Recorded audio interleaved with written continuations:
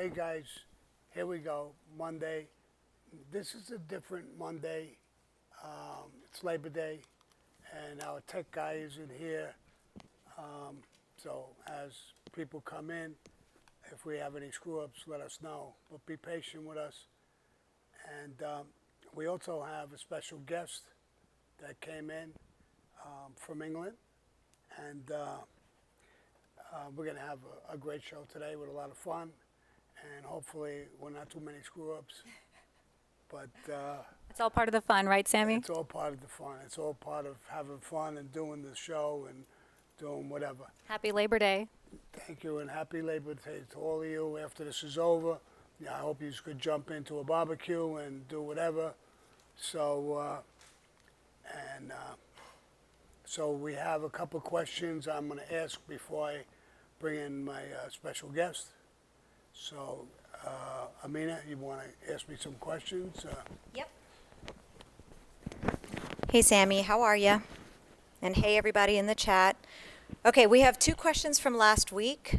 The first one is from Bowery Boys. He says, Sammy, was Carmine Agnello, Victoria Gotti's ex-husband, a real tough guy? I don't know. Maybe he could fight with his hands. He wasn't really, it has nothing to do with him being a tough guy. He really wasn't meant to be in the life as a made guy. John was making, anybody around him, he wanted to make him to make himself a little stronger. I understand that. But I don't think Carmine belonged in the life, but he was. As far as a tough guy, I really don't know. Okay, thank you, Sammy. Next question from Dan Collins. Did you ever meet Joe Mad Dog Sullivan? I've heard of him, but I never met him. Okay, that's all I have from last week. Anna, back over to you. Thank you. So we're seeing a couple questions about the saint that you wear around your neck. Sammy, could you tell us a little bit about that? Well, it was a gift to me, and it's Saint Michael the Protector. So the person who gave it to me he said this would protect me.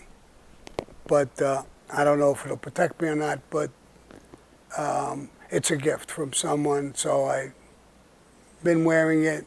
I didn't have any other necklace, so I just stayed with it, and I like it.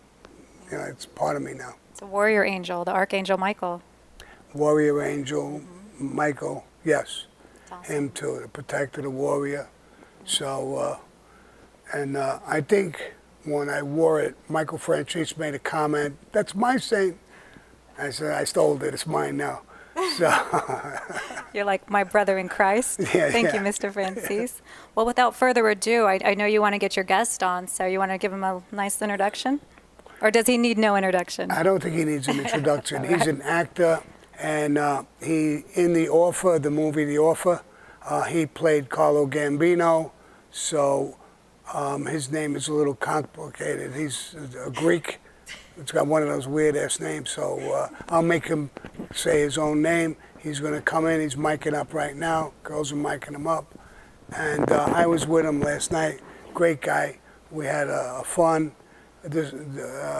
We went for breakfast the other day, and it was all great. He's coming out now. Here we go. Here we go. Hey, Sammy. How you doing, buddy? Good to meet you, man. Again. Sit. It was great breakfast. Yeah, it was a great breakfast, great place. Tell him your name, because I screwed up. Oh, yeah. My name is really complicated. It's Anthony Scordi Popopoulos. No, it's Anthony Scordi. Scordi. Guess what? It's an Italian name. It's an Italian name with a Greek head. It means forget it. Forget it. Or forget about it. Forget about it. Yeah. So, when you got that part, you were called in to play that part. I'd love to ask you, I'm sure some of my people would love to ask you, how did you practice to play that part of Carlo Gambino? Wow. All right. I remember I was living in Athens. It was during lockdown. I was staying in Athens, and I woke up in the morning, and the audition came through from my manager in LA, and I went, Carlo Gambino. And so I quickly looked at the sides, the lines, and I thought, okay. And then I thought, I need to research this part. And I knew he was Sicilian, or Italian Sicilian, and but I didn't know where he grew up or how he spoke. Right. I did 2 days worth of research. I called my managers. I said, when do you want this back? She said, well, they don't know, but it's not going to start for 2-3 months, but get it back as soon as possible. So I said, you'll have it back Wednesday over there. Wednesday night was Wednesday morning over here. So I did 2 days worth of research and was learning it, and I found out an awful lot about it, but I had to stick to Carlo. I had to stick to Carl because there's so much history with all that involvement. Right. Anastasia, all those guys. Right. And when he left Sicily and the age he came, and who picked him up from the port and all that stuff, I researched that and how he became a made man and started working out in Little Italy and lived in Brooklyn, I think, and was learning it. And I called a friend of mine, Abe Cohen, a Greek, and he came over, and we did 2 takes of the thing. And I'd already called a couple of my friends who are, one of them's showrunner for Narcos, Godfather of Harlem.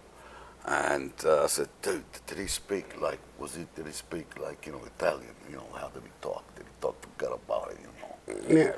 Fuck, And he said, well, all those guys spoke like that. And I thought, oh, no, that's not sitting well with me. Yeah. And so I was watching these interviews on YouTube, and there was this black woman, and she said he was, like, if you didn't know who he was, you thought he was a little friendly old Italian grandfather, is what she said. So that's exactly from Sicily, from Italy, so I thought, what a dude's got an accent. Right. So I did my best Italian accent that I could, which is different from Sicilian. Yeah. And you've got a history. Tell the guys where you started school and your background a little bit. Yeah, well, my family comes from a little island called Cyprus, which is in the middle of the Mediterranean. Right. And but after I did my DNA tests, I found out I was like 44% Greek, Southern Italian. So in Southern Italian, I'm not from the boot, I'm from Sicily. Right. I'm not from the heel or from Italy. Right. So, born and raised in London, and went to drama school in London, worked at the Royal Shakespeare Company, worked with Vanessa Redgrave. That's big. Vanessa, that's a big position with her. Yeah, I guess it is. But yeah, well, that's what they say. especially where I came from. Oh, yeah. I come from a dad who's, mum and dad who struggled to survive. My dad was a barber, and in the 70s when the long hair was out, the dude was sitting on his arse or down to the bookies. And my mum was on the sewing machine, right, raising us. And that's something here because my mother was a seamstress as well.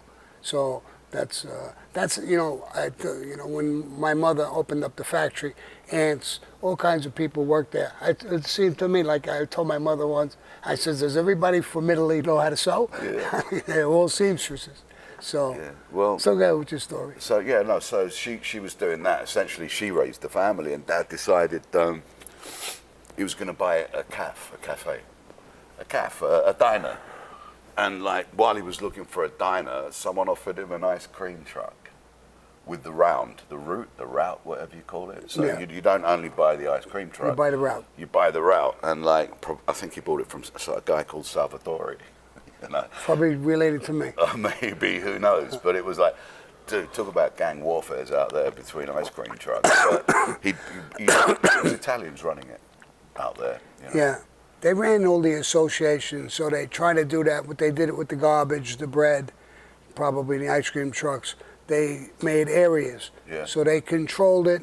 You could raise your price. Nobody could come in because they couldn't outbid you or come in cheaper because you didn't belong to the association. But they tried to tax my dad, but he wouldn't take it. So I thought, this dude must be fucking crazy, He must be crazy.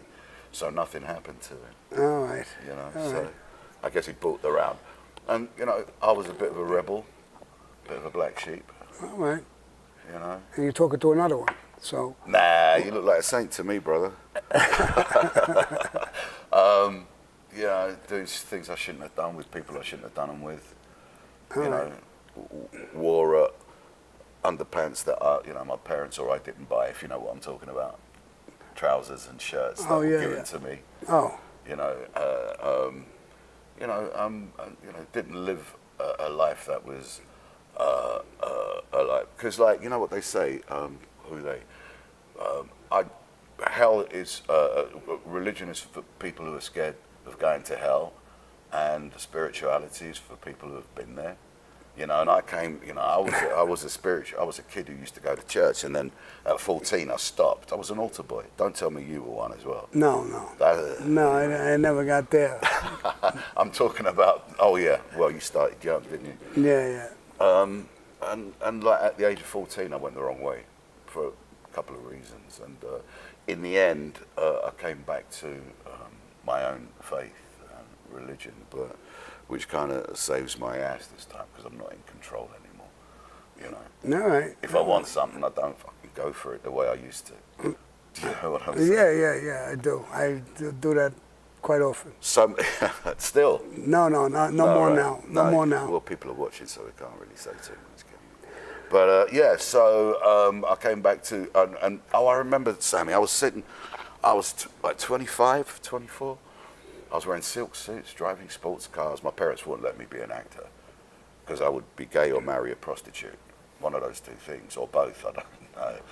And like, it was knocked out of me, you know. And I remember going to see my pops, like it was today, right? And he was sitting on the sofa. It was winter, so he wasn't driving the truck.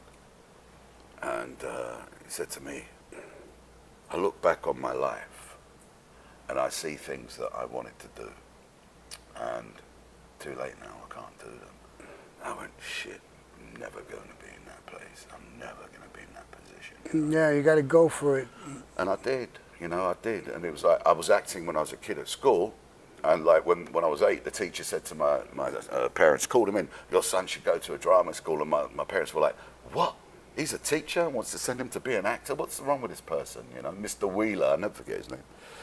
And so they kind of knocked it out of me over the years. And so at 24, 25, I decided to apply to drama schools. And I was doing all these auditions. I never got in. And the last one, I just threw caution to the wind and just went in and did it. And they offered me a place on the wait list. And then they offered me a place, but I didn't get the grant to go to school. So the next year I applied and I got in straight away to a couple of schools. And I thought, well, just in case I don't get the grant, how am I going to make some money, right, to pay for the tuition? I know what I'll do. I'll rent an ice cream truck. Take what your father was doing. Yeah, so I did, but I wasn't very good at it. No, I wasn't very good. And no, you got that deep voice. What do you want? No, it wasn't that. You scared the shit out of me. No, it wasn't that. What you talking about? You looking at me? Anyway, or is he talking to me? Anyway, I ended up going to drama school for 3 years, coming out and being pretty blessed right at the beginning, and then screwing it up because of the way I lived my life. And the thing is, sometimes it's like when you look back, you go, I get dizzy. That's where I came from. That's where I came from. So many people ask me that question. What would you be if you had to do it all over? And I say the same thing you just said.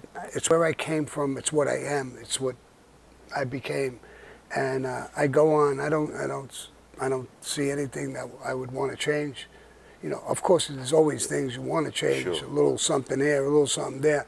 But I came from a history of family-oriented stuff and a neighborhood. That's just what I am. So I don't regret what I am. I'm sure you don't. No, I don't regret what I am at all, or where I came from. It was, I was raised in an area called Brixton, which was like rough. I ended up becoming what I ended up becoming. My brother ended up becoming a professor. He's teaching at universities. So. Yeah, well. Same background. Yeah. Well, everybody's different. Yeah, for sure. Even it was different than what my sisters were like, different type of person. So that's normal. Yeah. Now you just worked on a movie that's coming out soon. I've worked on a couple of things, Revenge? but going back to Gambino, the audition, I sent it off and like I wasn't doing none of this, you know. Right. I wasn't using any hand gestures. I thought, you know, the guy's quiet, he never spoke, he didn't say much, so it really dominated the way that I went into playing. And I don't know, I thought, dude, I sent the audition to a couple of people. Dude, what do you think of this? This is like good, you know, this is like performance standard, you know. And I didn't hear, and I was out having dinner with two of my pals on a Friday in Athens, and I get a phone call from my manager. She's like, oh, they want a 10x8 photograph, and they want your resume, they want your resume. And I thought, what, have I been pinned? She says, oh, I don't know. And then I wake up Monday morning, and she says, you booked it, come to LA. So I got on a plane the very next day, and I was here Tuesday, and I was here Tuesday afternoon. But I tell you what, man, it's got to be one of the best jobs I've ever done. Like, you know, 30% of it was, I'm sure some of the people have seen it, but 30% of it was mafia. I mean, Cosa Nostra, our thing, you know. And the rest of it was about, producing the thing. But it was such the show, everybody, man. Nikki Toscano, the showrunner, the writers, everybody just like above the line and below the line. All the actors were just, Dexter, the first director on it, all pulled us in together. We really cared about that thing and what happened because it was the 50-year anniversary. Right. Oh, look at the names that we're talking about. Right. You know, the real actors and the real people that were in it. We're talking about history. We're not No, talking about it was something done that well. someone I watched it. I loved it. I watched The Offer. I loved it. I watched the whole thing. So I was doing this movie too. So I'm playing another Italian, a priest, and I get off the plane in Tucson, and the producer picks me up, the line producer, and I'm talking to him like this, you know, with my own accent. He's looking at me and says, where do I know you from? I said, oh, no, I've been in LA for 14, 15 years. You're a producer. I don't know, we may have worked on something together. He goes, no, I know you. I said, I really don't know. What are you, excuse me, what are you watching right now? I said, I'm watching The Offer for the third time, he said to me. I said, oh, okay, I played Carlo Gambino in there. He went, put the fucking brakes on. He goes, no way, no fucking way. He said, I thought he was a Sicilian actor that they bought from Sicily and just put him in the thing. I said, nah, sorry, man, it was me. You played a good part, but Oh, I got lucky, man. The part just sat, and I worked with, you know, Giovanni Ribisi. He's an A-lister. He's what a wonderful actor, man, that I got to, like, share scenes with. What part did he play? Columbo. Huh? Oh, Columbo? Yeah. Yeah. He put 40 pounds on to play that part. Yeah. And then I saw him at the premiere. He lost it. He lost 40 pounds in no time. How did I do that? I don't know. Freaking actors. I don't know. But I was with, I knew Joe Colombo very well. That part, there was a few things. I liked the guy, the way he acted, but that's not the way Joe Colombo carried himself and acted. Even when he got shot, they showed him, it looked like he got shot in the chest 2 times. He didn't get shot in the chest, he got shot in the head. That's right, yeah. And then he was in a coma for a while. But that's not all that important. But he played a good part. I don't think he's the type of guy who could have went to somebody's house and threatened them like that. He was obsessed. He wanted the movie to happen, but it was being blocked. They didn't want to say the word mafia. That's right. So he made a deal with them, leave the word mafia out because it smears all the Italians, and I'll go along with the movie. I'll back the movie, and he did that. I like the blonde who played the producer's secretary. Juno Temple. She's British. Is she? Yeah, she's I mean, British. but she was We're taking great. over. Yeah, she's great. I mean, what she did, she went and go meet with Joe Colombo to get the thing approved. Yeah. That's ballsy moves, and that's loyalty. I love that, when a woman or anybody does that kind of loyalty. So she really showed her colors. From what I understand, I never knew her, but from what I understand, the people who knew her, they said she was just like that. Yeah. I don't know if she looked like that or whatever, but she was. And at the end, he gave her some sort of a studio he built and he gave it to her as a gift. I don't know. I don't know, but I've heard a You story. gotta watch the movie. All right, which movie? The one I'm in. The Offer, yeah. Why was it so hard to get The Godfather made? Why was it so hard to get The Godfather made? Yeah, Firstly, because there was a small budget. You know, number two, they didn't want Al Pacino in it. You know, and Coppola. I've got a funny story. I worked for his granddaughter while I was doing The Offer in a thing called Seven Faces of Jane. And his Coppola's nephew and his son and his granddaughter on something else. So you know, they didn't want Pacino, and that's really shown really well in the show. Plus, they had a lot of grief from Colombo himself, you know, with the American League and all that stuff, you know.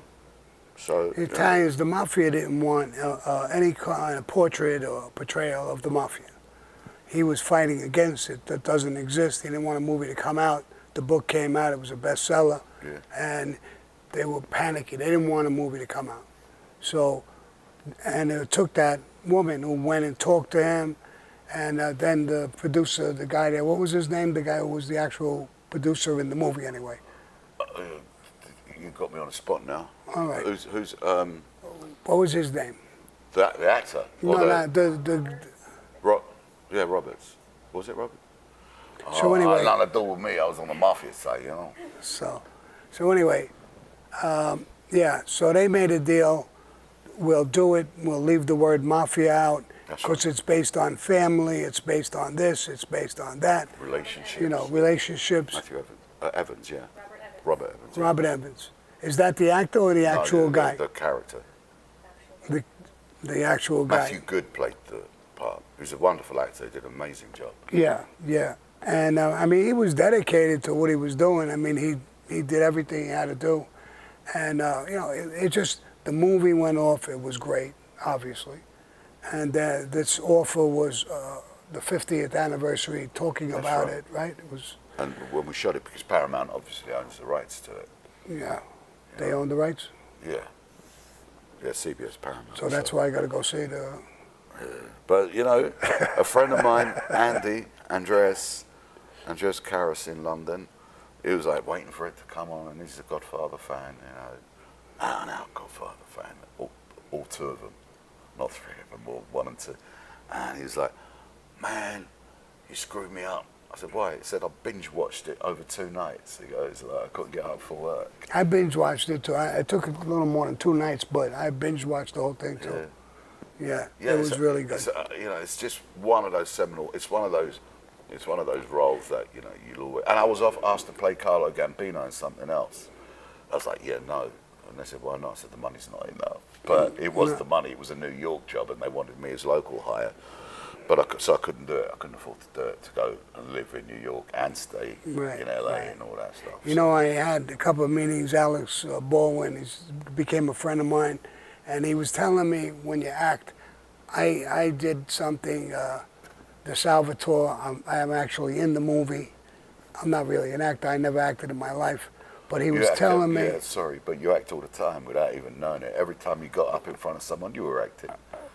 You were acting. No, that was real, bro. There's 19, I got 19 witnesses. Oh, shit. That was real. Okay, I'm sitting with Sammy the Bull. Oh, my God. I'm not a real gangster, man. No, I know you're a good guy, but... So anyway, he was telling me, you have to have the it. I'm working on my scripted show and a movie about Johnny Keys, and he's telling me, the actors have to have the it. When they start working, that is a strike. When they start working, they're going to call you in on both projects. He said, because when an actor wants to play you, he has to sit with you. He has to absorb you, the way you talk, the way you move your hands, when you're mad, when you're sad, when you know, he's got to feel these things to really play a part where it's believable, you know. But some guys will go in, I'll see some mafia movie, and a guy will talk with an accent that's not familiar to New Yorkers or Brooklyn, and it's a turnoff for them. They don't feel the part. So you got to be able to, some guys overdo it with that, what you were just doing. We don't do that. I don't talk like that. I don't think.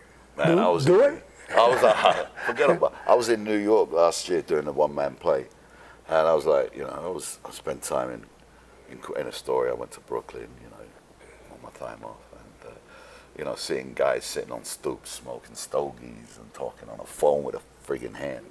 Right, some of right, them, yeah. some of them are like that, but Yeah, well, that was when they say you understand, gabish, gabish, so it's vaffanculo, woof. stugazzi, I can cast. Yeah. I was learning Italian.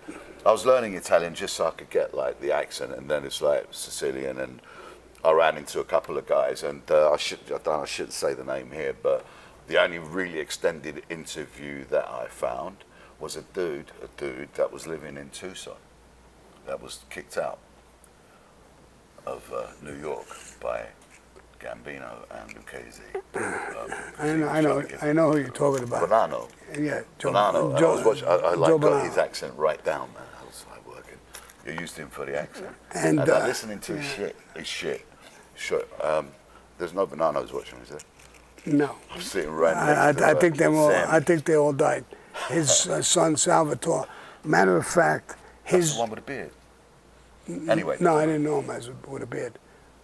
But anyway. Salvatore Badano. But right across the street from me, out here in Arizona, my parole officer came to me. She says, "Do you know the guy who's living across the street?" So I said, "Yeah, I see him every once in a while. Why?" She said, "Do you know his name? What's on the plate of the car?" I said, "I never looked. Well, what's on his car?" And she says, "Bonanno."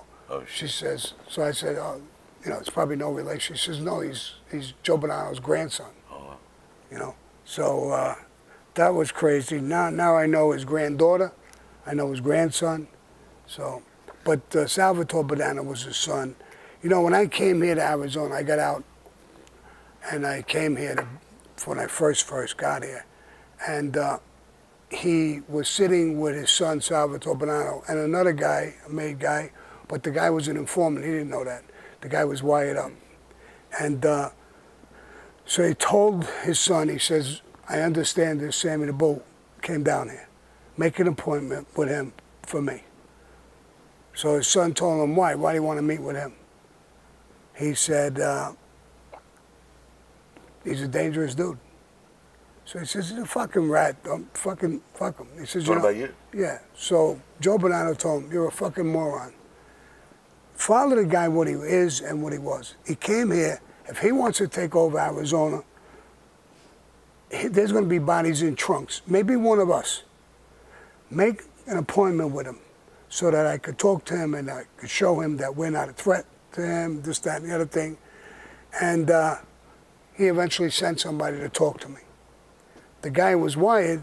The FBI over here in Arizona knew, and they got in touch with the feds in New York. So the guy came down to talk with me, and he told me what it was about. So I said, "Listen, I got a tremendous respect for the old man. I have no desire to take over Arizona. I'm not going to hurt anybody. I just want to be left alone. And the only way I'm going to hurt anybody is you fuck with me and my family. You could tell him that. But if he wants the meeting, I'm willing to meet with him. Not where he wants, where I want, on my turf." So he went back and he told him, and Joe Bonanno says, "Great. I take his word. He's a man of his word. He's a tough guy, but he's a man of his word."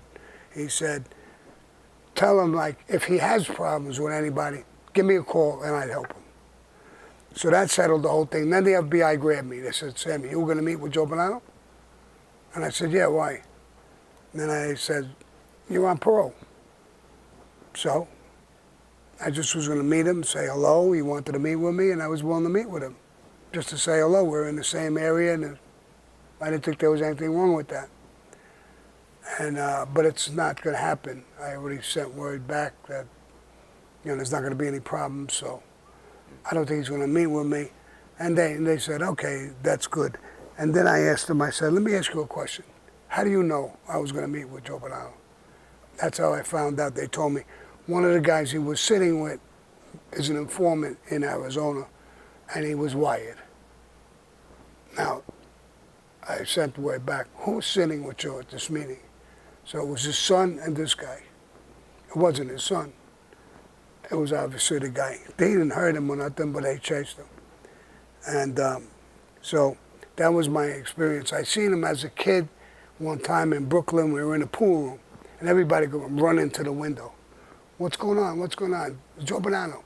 There was a bar across the street. I got all the way up on the ledge, looked out the window, and he walked out, long black coat, a fedora, a white scarf wrapped around his neck. So he was a big deal for us. And then he got balled up where they gave him up that he was going to try to kill all the bosses and take over. That's right, yeah. Which is where the offer kind of starts. It starts like that? Kind of, yeah. It starts at the San Gennaro feast, and then Colombo comes in and... Does this smoke bother you? no, I smoke. You want usually to Cubans. puff? No, I got my own one. Where Colombo comes in and tells us, and then the Colombo's family starts off with Yeah. from the Bonanno family, right? He took over the Bonanno family, became the Colombo family, correct? Oh, Joe Colombo? Yeah, he took Yeah. over the Bonanno family. He took over, no. He took over the Profaci family. Profaci was the boss, old-time greaseball. Nobody liked him, hated him. And they started a movement that they were going to kill him when he came out. And Right. in that movement was Carmine Persico, the Gallows. Joe Colombo was actually on Carmine Persico's side. They were all together at first. And then there was a conversation that the Gallows had. They were worried about Carmine Persico becoming the boss after they killed Profaci. And Larry Gallo, I understand, at the meeting said, don't worry about it. As soon as we kill Profaci, we'll kill him. And I'll be the boss. That message, somebody gave it up to Carmine Persico, and that started the war. Profaci was gone, and the Gallows actually snatched. Is that part of Crazy Joe Gallo? Is that family? Yes, Or different family? no, it's not a different family. It's a different crew. Right. There were two different crews in the same family. Now the Gallows was headed by his older brother, Larry Gallo, and Joe Gallo, Crazy Joe Gallo, was the younger brother. In the middle of their war, the first part of it, they all got busted. Most guys going to prison. The whole thing went on stall. Crazy Joe Gallo was in prison. Larry Gallo was in prison. Larry Gallo died in prison, I believe. And when Joe Gallo was going to come out, they were going to decide who's going to be the boss. They had snatched Joe Colombo in the war, the first war. And they put him in the basement. And Joe Gallo was acting a little rough with him. They were about to kill him. And Larry Gallo said no. He remembered what Joe Colombo said. He said, don't fuck with me. You're going to kill me like a man. Act like a man. Put a gun to my head and kill me. So Larry Gallo understood that, respected that. They let him go. They didn't kill him. And then when they were deciding to put a boss in, the boss, Joe Colombo, was always close with Carlo Gambino. Carlo Gambino was pushing for Joe Colombo to be the boss. And Larry Gallo went along with it. When we had him, he acted like a fucking man. We let him go. He'll not be harsh with us. We could accept him being the boss. Right. And that's how he became the boss of the family. And then the war just raged because when Joe Gallo was coming out of prison, he didn't want to report into Joe Colombo.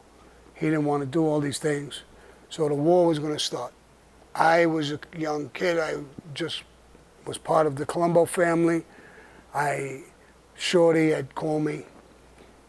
He came out. The war is starting again. Go get your clothes. We're going to hit the mattresses. And I hit the mattresses with them. I was in part of that war. At one point, they were going to use me to kill Joe Gallo.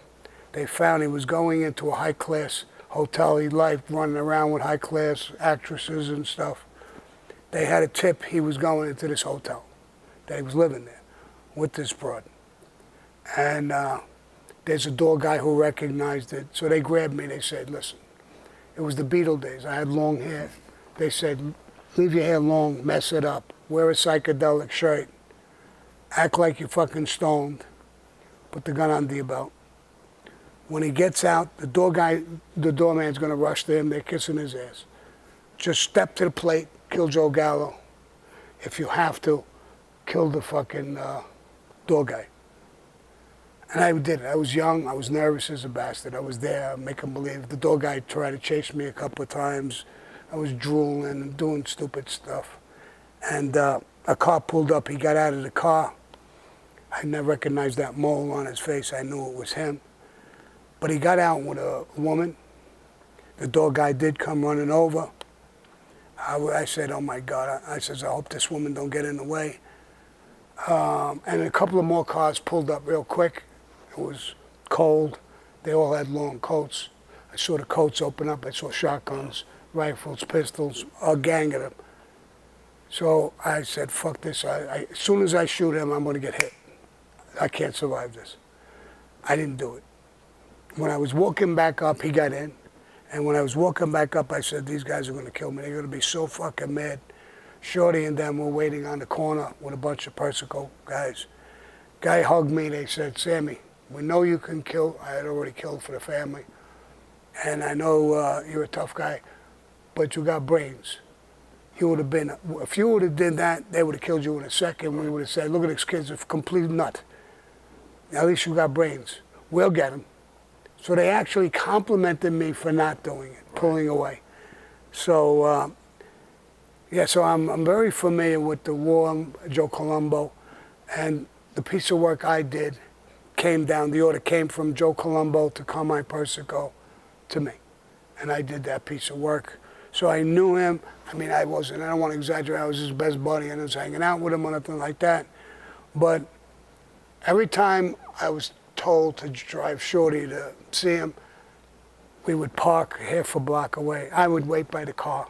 He's the boss, I'm not going to go there. And Shorty would go there. After the hit, I did the same thing, and he called me one day. He says, Sammy, come here, get the fuck over here. And I went over there, and he says, you don't like me? I said, no, John, I think the world of you. Well, from now on, you walk over with Shorty. You shake my hand. You don't get involved in the conversations. So now people saw that. They didn't know I did a piece of work, but they saw me standing and shaking hands with a boss when they're driving on 86th Street. He stayed by a real estate place. And I think that started building my reputation. Just, holy shit, this fucking Sammy's hanging out with fucking Shorty and a boss and whatever. But he was a great guy. I'll give you one more story, quick one about him. We did a score. A men's clothing store. At night, we burglarized the place. We robbed everything. And he found out. So Shorty says, Sammy, Joe Colombo wants to see you. Me? Yeah. All right. And we both went there. And he told me, he says, you went on a score, you robbed the store, I heard? Yeah, me and my friends, yeah. We did a burglary. He said, the guy's my friend. You got to return everything. I said, all right, sure. Now, I didn't know he was your friend, just a clothing store. And so I went back to my friends and said, oh my God, we got to give this back? So yeah, I gave something, go get it. We're going to, every shirt, everything we took is going back. We returned it. He called me again and he said, you've returned everything. I said, well, everything. There may be a jacket missing, I don't know, but there's everything. He says, all right. He says, I called my guy in, my friend, and I told him, did you report this to the police? His answer was yes. He said, so you're getting paid from the insurance? Yes. You got all your stuff back? Yes. Well, give me half of the money on the insurance. These kids are going to get it. They put up their balls, thieves. We respect that. Number one. Number two, they gave you everything back. They listened to me. He got the money, he told me, and he handed me a fucking envelope. with cash. And I said, Joe, take, we want to give you something. He wouldn't take money. No. So I have very high regard for him from what my thing was with him. Experience. So how did you move on from there back to the Well, that's like a long story, but I had a beef with Shorty's brother. I went to kill him. They found out. And somebody in the Gambino family, the old man Johnny Rizzo, talked with his captain, Tato, who went to Carlo Gambino. And the story that they made up, it was made up. And there was guys there. So when they made up, they didn't know there was guys there who witnessed the whole thing. It was about some broad. A guy with us, Ralphie Ranga, died. About his wife. It was all made up. So they didn't want to kill Ralphie Sparrow because he was Shorty's brother. They gave me wrong that I was going to go to his house and kill him right in front of his family. And they wanted my word that I would never hurt him. And the decision from the bosses, Carlo Gambino and the heads of the Colombo, that I would be transferred with no restrictions to the Gambinos. right? To end that problem. Do you know one of the things that really surprised me about Gambino, Carlo Gambino, was not only that he wanted to get into business more, but he was out at a restaurant and there was someone there with a woman that wasn't his wife, and he called him over because he knew he'd been there with his wife, and he had the conversation with him. You don't bring your girlfriend your side. Do you know what I'm talking about? That's my guy, Tato. Tato Arello. That made me think, damn, Tato Arello, I'll tell you that story real quick. I think most of my people heard it, but Tato Arello had a Gumata girlfriend. You're treating her almost like your wife. Yeah. So he was in a restaurant, the neighborhood place we always go. So Tato was in there with his girlfriend. I'll call her Rosie. I don't remember her actual name, Rosie. And Carlo Gambino opened the door. Guys opened the door. Carlo Gambino walked in with 4 or 5 guys, sit at a table. Back then, when the boss came in, all you did was nod. You don't buy him, give him a drink, nothing. We don't even recognize each other. We want to be invisible. It's a secret society. So anyway, one guy gets up and he walks over to Tato and he shakes his hand. Hey, Tato, how you doing, bro? Who's this girl? Rosie, is that? Yeah, oh, she's a beautiful girl. There's an empty chair over there. Go sit at that chair. And he sits down to keep Rosie, not inquisitive. He's talking to her, so her interest is in over there. He walks over, he sits down, and he says, Tato, that your girlfriend? Yeah. She's a beautiful girl. He said, you come here a lot, don't you? Yeah. You come here with your wife? Yeah. He said, what do you think they say? He said, no, they don't say nothing. They won't say nothing. No, of course not. Not to you or not to anybody else. They're afraid. But what do you think they say to each other? Oh, look at Rosie, so much better looking than your wife, or vice versa, whatever. He said, you love your wife? Yeah, I do. He says, do you love me? He says, yeah, I do. Love you, of course. He said, I hope you don't love me like you love your wife. Go sit with Rosie. So he's taking, in other words, it's disrespectful to your wife. Yeah. If you're going to fuck around, we're men. You want to fuck around, go somewhere else. Not where you take your wife. You don't shit where you eat. Yeah. So, there's an old expression, and that's the story you're probably talking about. Yeah, it is. Also, was it every Thursday he used to sit in Ferraris, and he used to take people, would go and see him that needed help, a little bit like the opening of The Godfather, Right. Elegana Brando, and so I went to those places after we shot it, and we were in the middle of shooting in August, and I went round and saw all those places, and just you're reading about it, in a book. You see the documentaries, you watch the movies, and then you go to the real places, Right. and you meet the real people. He was never disrespectful. He was a gentle man. The whole neighborhood loved him. when I was transferred, I'll give you another quick story. When I was transferred over, Tato says, get in the car. And he took me on Ocean Parkway. He had an apartment. And he lived, he had a house there too, but I went to the apartment. I went in this apartment. As soon as I came in, he says, this is the kid Sammy the Bull? Because he's already talked for me. Tato said, yeah, this is him. He said, I hear you got a tough reputation. Be a good boy. Sure, I will. And he says, you like espresso coffee? Yeah. All right. I thought there's 4 or 5 guys there. I thought he was going to tell somebody to get him a cup of coffee. He got up. He started making it himself. How do you like it? You like it with anisette, or do you like it with Zambuca? I was amazed. He's a legend to me. So I said, with anisette. He said, look at it. See the lemon peel? You push it around where you're going to drink. And then dropped it in there and gave it to me. So, I mean, you know, a mafia boss, I'm a young kid, basically. I did a piece of work, I'm pretty tough, but the manners he had and showed was incredible.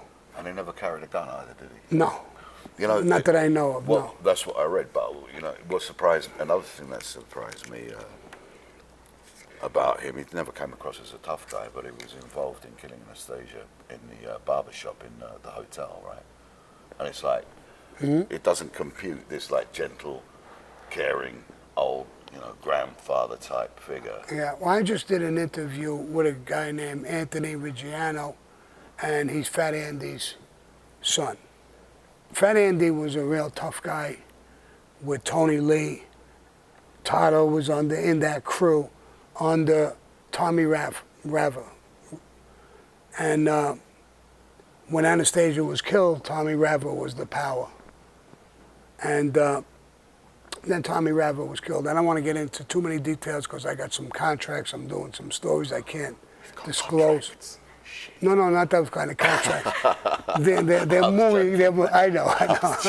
They're movie contracts.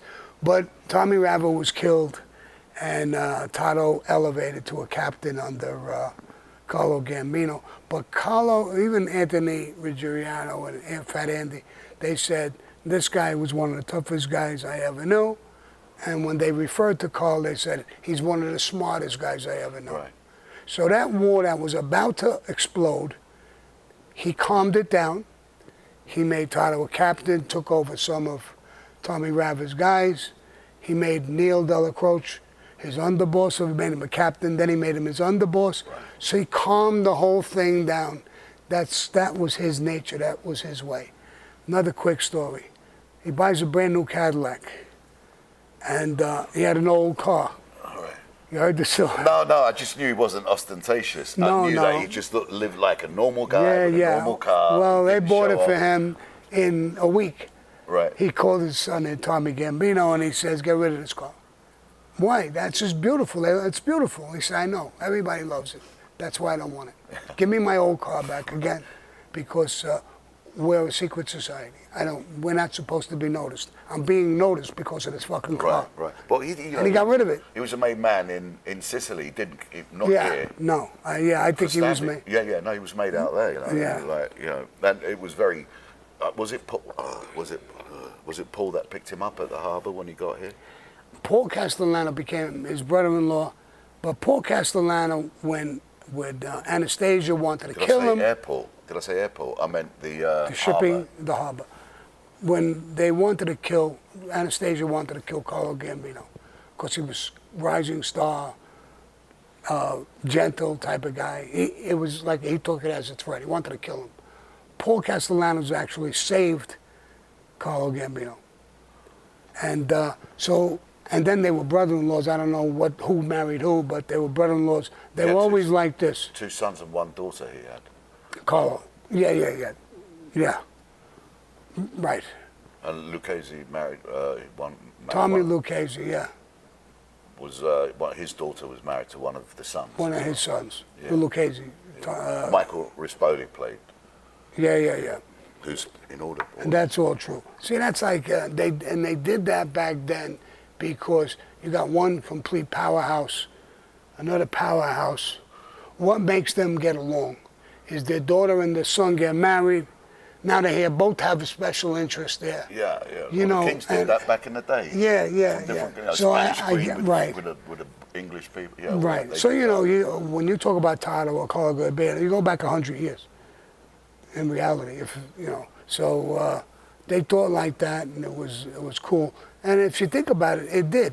Because now there's a party, they won't mean at their party for their kids. Friction, disappeared, and now they meet one another occasionally on a good note, and they start to build a relationship. Not like the big party that they had in the 50s in the Catskills, remember? Do you know about that? Yeah. Yeah, I No, think I know that a bit was too much about all this. that really wasn't a party. That was a No. meeting of all the families in the country, and there was a lot of them. I think it was 20-something families, and everybody sent some sort of almost everybody sent their representatives. They were trying to, make peace and to give each other territories Yeah. and respect. And It was raided, right? yeah, it was raided. Some fucking cop, a state trooper, saw an expensive car one after the other go into this farmhouse. I read it. You read it? Yeah. That was crazy. I read about it. That's a movie on its own right there. Yeah, it is. You know.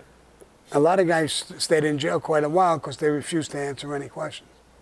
So they stayed, some of them stayed 8 months, 10 months, a long time, just for not answering. So it was crazy. So you got these contracts to sign, you say now, and so at what time are we finishing soon? Tell us about what you're working on next. I signed an NDA, so I can't really talk about Nah, it. same thing with me. Right, but I can say, right, God. it's Cosa Nostra related. A Cosa Nostra movie? No, and I'm not saying what it is, but I can say it's Cosa Nostra related. Could you say the name of it? No. No? No. I think I know. What happens if No, I say you don't know nothing, man. You don't know nothing. Forget about it. You don't know. You don't know a thing. That's the thing. When people hear me, they're expecting to see. Firstly, they don't think I'm Gambino. When they go, and I start speaking like this, there's no way, this guy's going to be playing Gambino. There's a lot of guys from Australia and Australia, England. Yeah. them. There's a lot of guys and No, I'm joking. actors and actresses come Yeah. from those areas, and they could change their accent and stuff like that. Well, you do it too. Yeah. So Well, yeah, that's because I ask how much they're going to pay me, and then I'll change it. When I'm Yeah. Yeah, the first time I ever had to learn an accent was back in the day when we had videotapes, right? Yeah. VHS videotapes. And I thought, well, I've got to learn an American accent. And the only one that really sat well with me was the New York accent, Brooklyn, whatever it was. So I put on Robert De Niro.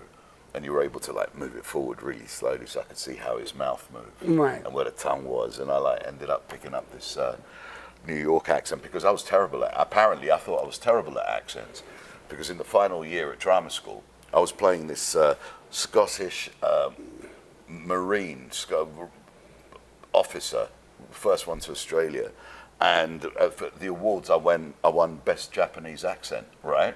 So I can't do accents. So for years I thought, no, I'm not doing any accents, and then when I started applying myself, I could. I just was believing the bullshit that other people had told me instead That of you can't do it.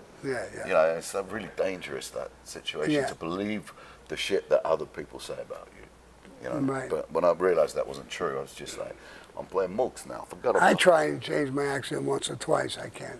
To what? To anything but Brooklyn. Anything but Brooklyn. Just say, how now, brown cow? How now, brown cow? Forget about it. Forget There, it. you got it. You got it now. It's like, what was it? Blue Eyes? What is it? That movie? It says they're trying to the English guy. What's his name? Hugh Grant, and he's in this Blue Eyes. What was it? And he says, you gotta say forget about it. He says, forget about it. He's saying it. Talk to us about Vengeance, the one that's premiering soon. Oh, I forgot about that. Yeah. thanks for the plug yesterday, by the way, because all the boys were like wetting themselves, man. No way. On this, they were like, yeah. Oh, Tony. He said, can you? I said, he's gonna fucking shoot me, man. He said, yeah, we're gonna give it to him. We're gonna put little stars here and do this to it and do that to it. I said, please, no, don't do nothing with it, you know, until I leave to Arizona. But yeah, it's a movie. I was stuck. Oh man, I was up for a Pelagi movie. And they kept availing me, and the frustrating thing was the one with De Niro that they shot in Ohio. Yeah. And they call him, you know, my manager, he's still available. I said, I'm stuck in a fucking hotel room in Hungary with COVID, right? I had COVID for 4 days I went over there for a 10-day shoot. 4 of them I had COVID, so they recast me. So I'm sitting in this hotel room, and like, I thought, well, this job's gone. And the director, who I'd done another show with as an actor, had seen it, and he said, oh, do you want to come in and play this role? Mo, what does he do? He runs a strip joint. He's a drug dealer, mafia guy. You know, I can say mafia because he's an Arab. Am I allowed to say? Am I allowed to say? Yes. Arab. And I'm like, dude, I didn't know if I was going to get paid. Obviously, I did get paid for the job. I was I fired? I wasn't fired, but I couldn't do. And like, I'm waiting on this other gig, and so I said, yeah, I'll do it. They offered me this money to work, and I said, I'll do it for Nick, because we got really close acting together. Who, Nick? Nick Nevin. Oh. Nick Nevin. He was directing it, and the show that we did was a Linda LaPlante show, and it was the prequel to Prime Suspect. I don't know if you remember Prime Suspect.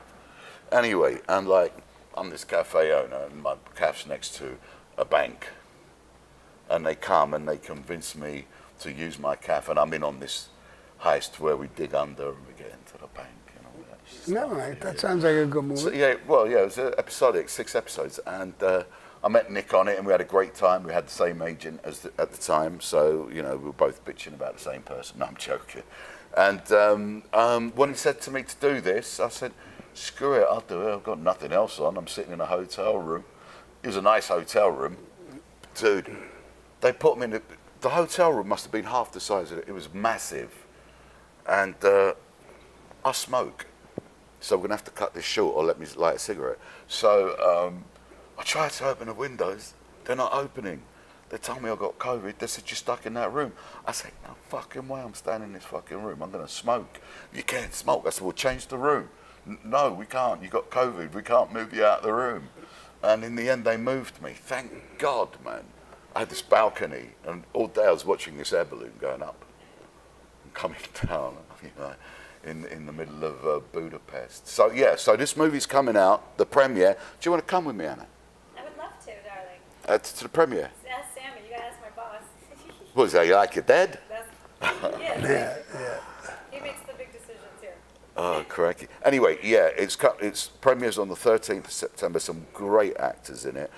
Craig Fairbrass is playing the lead. Nick's second Foot Soldier movie, and there's a special screening on the 14th, and then it opens at loads of theatres in the UK on the 15th of September. What's the name of it? Foot Soldier Vengeance. Foot Soldier Vengeance. Yeah, it's like British gangster stuff. And we went out to Spain for a day to do the end of the movie, because there's going to be, should I say this? Well, they're going to know once they've seen it. But yeah, so there's going to be hopefully another one after this. So if not, I've got to go to Spain. So now when you're doing the other one, the second part, and you're going to talk with Nick and stuff, am I going to be in the second part? Dude, Nick, you better be watching, and if you're not, don't fuck around, man. Nick, if you owe him a lot of money, you don't want him to come home? We have some questions from your viewers, Sammy. Yeah, let me ask some questions. Any for me, because if not, I'll go. Yeah. I do have one for you, actually. Who the fuck do you think you are? So, the viewers want to know, Anthony. Yes. Who was the most powerfully accomplished to you, on set? Well, you know what? I'm going to have to say Dexter Fletcher, because Dexter played Pacino's son in a movie when he was a kid. He did so much stuff, and now he's producing and directing. That's why I'll say that. I mean, everyone is accomplished on that set. Otherwise, they wouldn't be there. Some of them were known quantities, i.e., the producers, the suits knew what they were going to get from the actor, and some of them, if they got as good as they got in the audition tape, then that was good enough. But everyone on that set was just amazing, amazing, below and above the line. Okay. Sammy, this one's for you. This is from Hanging AZ. What did you normally drink in the bars? Sometimes scotch on the rocks, and very rare, but if I was with a date or I was with something, I'd have a martini. But most of the times I drank scotch. Martini, shaken, not stirred. Yes, shaken. Yes. Shaken, not stirred. And with 2 olives. John Carl wants to know, what is your favorite modern car? You know, I've always liked a Mercedes because of the way they drove. The Germans, one thing about them, they can build cars, they can build engines, watches. They're very good at building things. So I always loved the Mercedes. I had it. It was the best driving car I ever had. I liked the style of it. If I get one of these movies going, I may own another one because I have a Kia, but I may trade it in for a Mercedes. Got it. Here's a good one. Lisa La Rosa.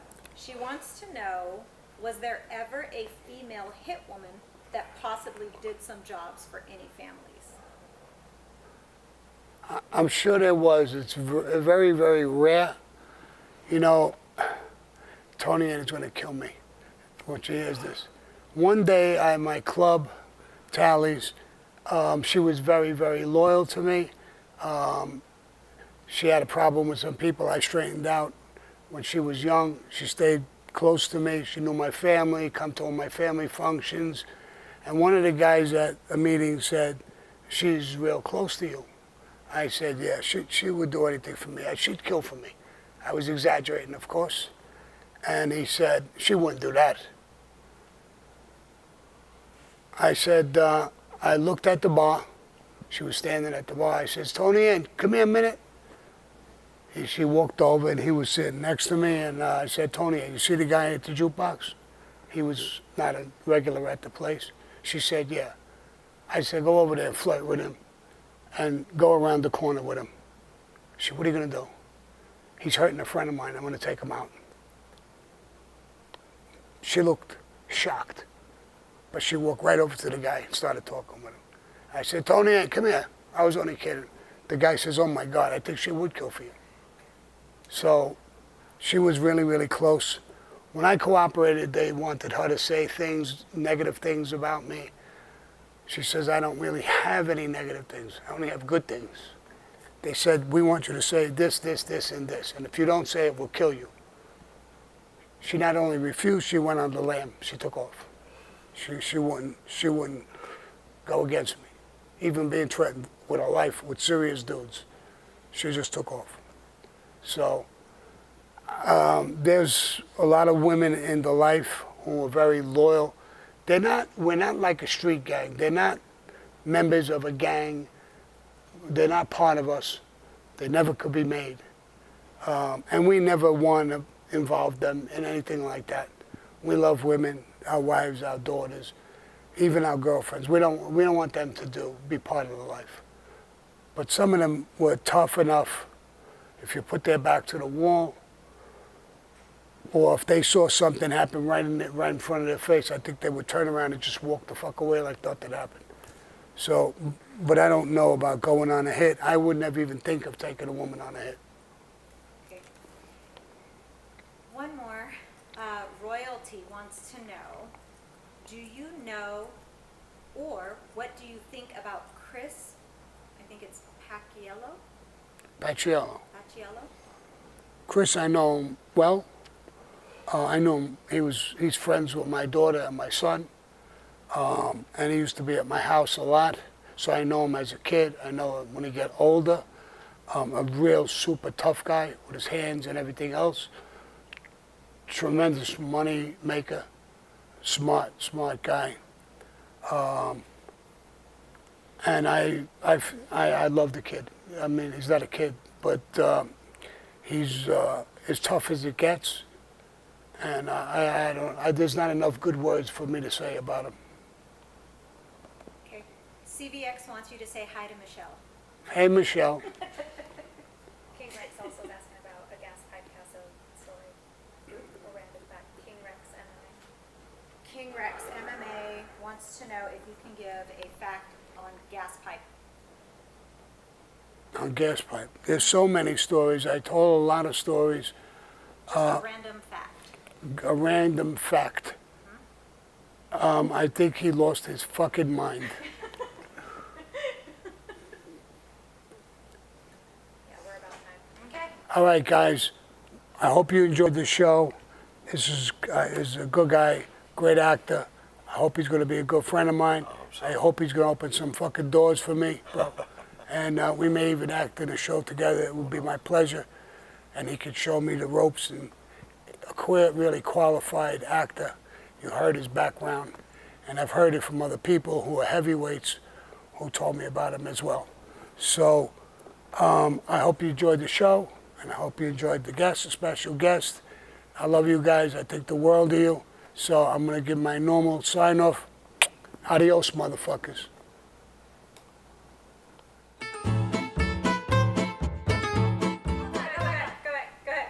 Hey, I ain't gonna say mofos, but hey, adios, mofos. Thanks for having me. Thank you. All right, bro. That's it.